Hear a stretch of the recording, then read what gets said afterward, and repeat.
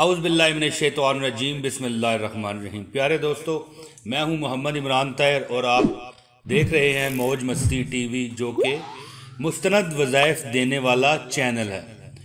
پیارے دوستو، یہ جو ویڈیو میں بنا رہا ہوں اس میں آپ کو بتایا جانے لگا ہے، قرآن پاک کی ایک آیت ہے سورۃ النساء آیت نمبر 37۔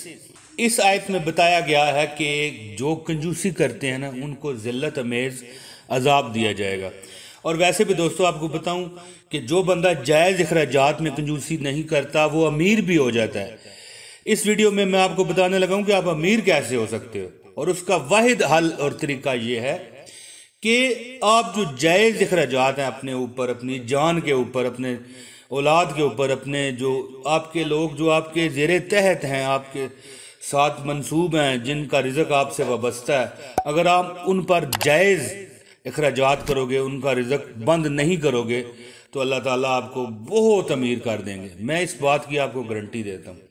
دوستو، قرآن پاک کی آیت نمبر 37 ہے سورۃ النساء کی، کہ اس میں کنجوسوں کے لیے ذلت امیز عذاب ہے، ارشاد خداوندی ہے۔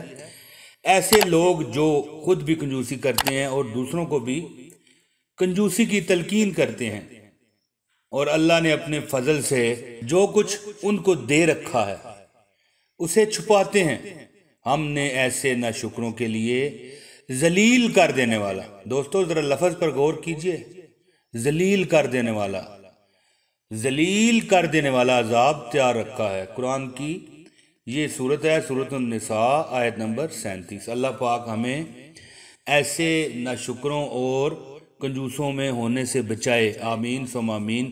دوستو اس ویڈیو کو لازمی لائک کریں، اسے شیئر بھی کریں، صدقہ جاری کا حصہ بنیں، اور ہمارے چینل کو لازمی سبسکرائب کریں۔ بہت شکریہ۔ السلام علیکم ورحمۃ اللہ وبرکاتہ۔